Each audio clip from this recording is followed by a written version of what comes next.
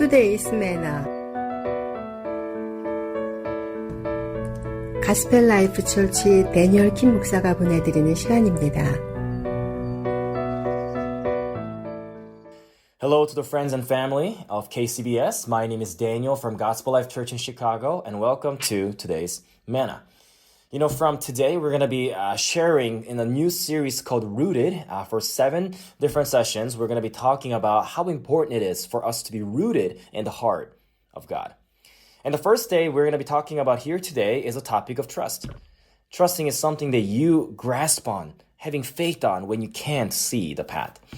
Proverbs 3 verse 5-6 says this, "Trust in the Lord with all your heart and lean not on your own understanding. In all your ways, submit to him, and he will make your paths straight." You know, there's a particular kind of exhaustion that comes from trying to figure everything out on your own. Turning a decision over and over in your mind at midnight, gathering every possible piece of information, bracing for what might go wrong, and running scenarios that may never happen. Proverbs doesn't tell us to stop thinking or stop planning, but it tells us where to anchor our trust. Not in our own understanding, which is limited, biased, and often wrong, but in the character of God, who sees the whole road when we can only see the next few steps. I want you to notice the wording carefully. He says, with all your heart, not with half of your heart, while you quietly keep a backup plan in your back pocket in case God doesn't come through. Not with a trust that dissolves the moment circumstances get uncomfortable. This is a wholehearted, undivided trust, the kind that says, even if I don't understand what's happening, I am not going to let my limited understanding be the final word. That is a hard thing to do, because our own understanding feels so reliable to us. It's built from real experience, real pain, and real pattern recognition. But Scripture is honest about its limits. Our understanding is finite, shaped by fear as much as by wisdom. And it was never designed to carry the full weight of guiding a life. Think about what it actually means to lean on your own understanding for everything. It means every decision rests entirely on your own foresight. It means every uncertain outcome is yours alone to predict and manage. And it means when things go wrong and eventually something already does, there is no one to blame and no one to lean on but yourself.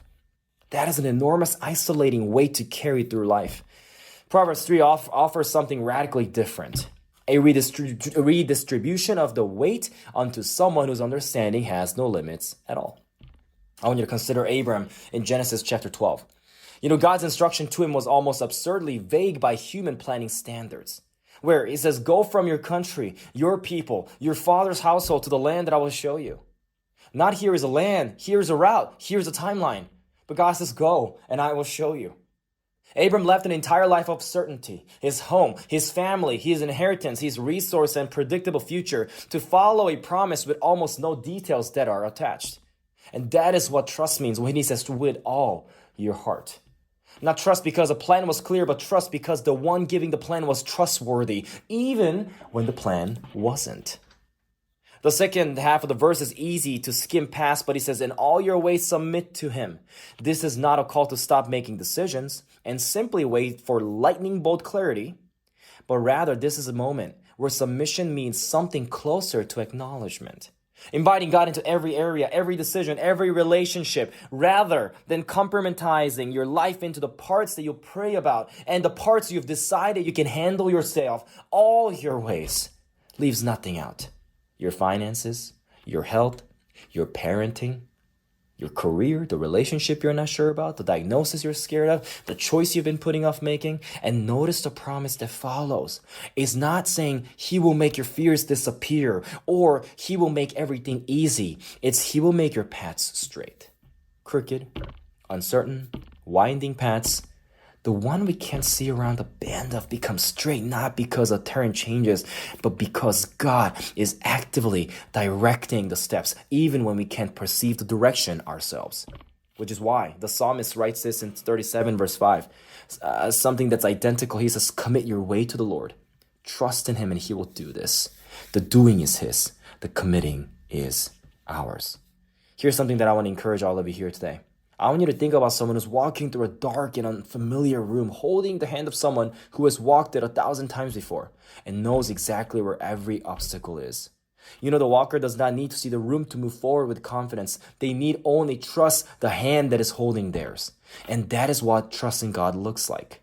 Not the absence of darkness, but a steady confidence in who is walking with you through it and where He's leading you even when you cannot yet see it for yourself. 지금까지 가스펠라이프 처치의 데니얼 킴 목사였습니다.